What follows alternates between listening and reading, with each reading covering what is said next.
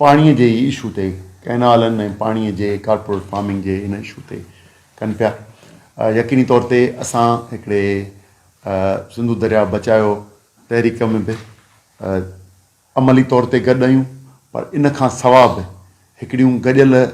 Activities थियनि थियूं, ॿियूं जमायतूं पंहिंजियूं कनि थियूं। सिंध यूनाइटेड पार्टी तव्हां ॾिठो हूंदो पंहिंजा सेमिनार्स प्रोग्राम कंदी रहंदी आहे, त जीअं इन मामले खे हथी अचे। यकीननि तौर ते हैदराबाद में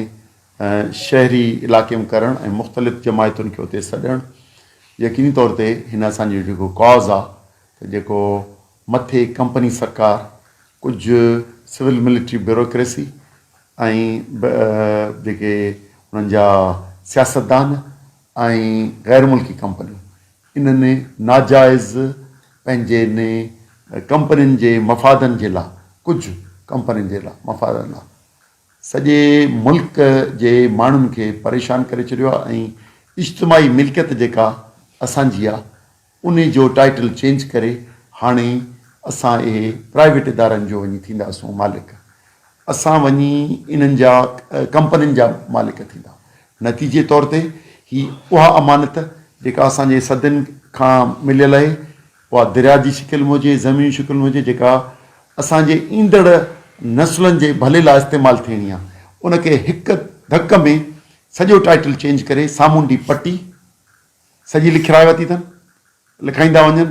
हेॾां उमरकोट,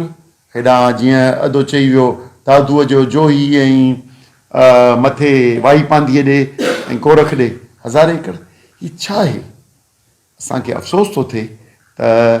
लालची इक़्तिदार ते कब्ज़ो करे विया ऐं जालसाज़ीअ जे इलेक्शननि जे ज़रिए उन्हनि खे हिकिड़ो पॉलिटिकल या डेमोक्रेटिक फेस त ॾेखारियो वियो आहे, पर छो त चूंडजण वारनि खे ऐं हुकुमराननि खे ख़बर आहे त असांखे या मेट्रोपॉलिटन कॉर्पोरेशन कराची बि इन्हनि ॾियारी आहे, इहा ई इन्हनि खे इहा बि ख़बर आहे त सिंध जी हुकुमरानी इन्हनि ॾियारी आहे ऐं फेडरल गवर्नमेंट बि इन्हनि ॾियारी आहे, पंजाब जी फेडरल गवर्नमेंट प्रोविंशियल गवर्नमेंट बि कंपनी सरकार ॾियारी आहे। उनजे करे असांजे करोड़े माण्हुनि जी इज्तिमाही मिल्कियत लिखी उन्हनि जे हवाले करणु अफ़सोसनाक आहे। मुल्क में 24 करोड़ माण्हू था रहूं, उन्हनि जी इज्तिमाही मिल्कियत जो तहफ़ुज़ कंदी आहे हुकूमत, उन्हनि जे भले लाइ कमु कंदी आहे, उनजे बजाए उनजो टाइटल चेंज करे ऐं हाणे उन्हनि कंपनी सरकार जी थींदी। छा इहो सुवालु यकीनी अचे थो त पोणा 200 साल अॻे जेके ईस्ट इंडिया कंपनी आई हुई, उन्हनि हिते कब्ज़ो करे पोइ वरी मुख़्तलिफ़ माण्हुनि खे लीज़ुनि ते ऐं ॿियनि ते ज़मीनूं ॾियणु शयूं जेके उन्हनि जी वफ़ादारी जो कसम खणंदा आया बरताने जी बादशाह जो। हींअर बि जिन हिननि जे वफ़ादारी जो कसम खयो कंपनी सरकार जो, उन्हनि खे बल्दियाती इलेक्शन्स में ऐं ॿियनि में बि इहो पिया हुकुमरानी ॾियनि। ऐं तव्हांखे हिकिड़ी काशिफ़ दिलचस्प ॿुधायां, लंडन हींअर वियोसि त उते असांखे हिकिड़े दोस्त मिलण आया, त हिकिड़ो ॿुधाई त असांजी पीपुल्स पार्टी जो फलाणो रहनुमा, उन सां मिलियासीं त बाबा ही हॉक्स बे ते छा था करियो, 6000 एकड़ ज़मीन ॾियो था,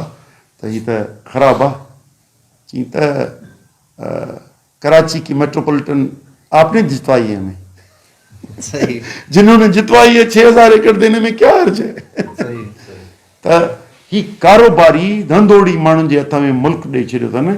जेके हिकु वक़्त ते तबाह कनि था। असीं वेलकम करियूं था हीउ जेको सेमिनार कयो आहे, जेको प्रोग्राम कयो आहे, असांजो भरपूर वफ़द उन में शिरकत कंदो। असीं सम्झूं पिया त इहो असांजे कॉज़ खे हथी ॾींदो ऐं इन मां ई असां अॻिते बि असांजी 25 तारीख़ ते 25 ते गॾिजाणी आहे कराचीअ में सिंधु दरिया बचाव कमेटी अलायंस जी, जंहिंमें आईंदा जो लाइ अमल बि तय थींदो त अॻिते अलायंस गॾिजी एक्टिविटी कहिड़ी थींदो। यकीनी तौर ते हीअ कॉन्फ्रेंसूं ऐं एहतिजाज प्रोग्राम इहो इन जो हिसो आहिनि ऐं इनशाला असीं बेदारी मूवमेंट ऐं आगाही मूवमेंट खे जुदोजहद जी मूवमेंट में तब्दील कंदासूं ऐं हीअ जेके मुल्क जे अवाम जे मुखालिफ़, मुल्क जे लाइ नुक़सानकार मनसूबा, कुझु कंपनियुनि जे लाइ फ़ाइदेदार मनसूबा, कॉर्पोरेट फार्मिंग ऐं ॿिए जी शिकिल में इहे रद्द करणी मुल्क जे मफ़ाद मां, इन्हनि ते ज़िद अड़ी करे ऐं बंदूक ऐं हुकूमत जे ताक़त ते इहो कंदव त यकीनी तौर ते अवाम में सिर्फ़ु महिरूमी न पर चिड़ कावड़ ऐं ओ फितनूं पैदा थियण जो अंदेशो आहे जेको मुल्क जे अॻे बि फेडरेटिंग यूनिट में सूबनि जे विच में तज़ाद थियो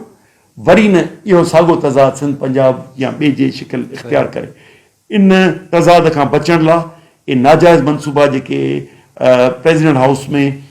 कैनालनि जी शिकिल में 8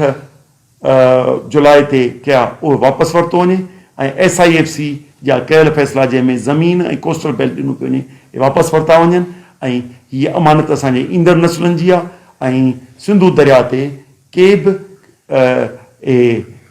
अकॉर्ड जी भनकड़ी कंदे कैनाल या डाइवर्जेंस न ठाही वञनि महिरबानी ॾिनी त असां सां अलायंस में शामिल थियो जदोजहद गॾिजी कयूं असां शहीद भुट्टो खे जी क़यादत खे मूं 2 महीना अॻे दावत ॾेई चुकुसि ऐं मूं हाणे बि ॻाल्हायो शहीद भुट्टो चयो त असीं तव्हां सां जदोजहद में गॾु आहियूं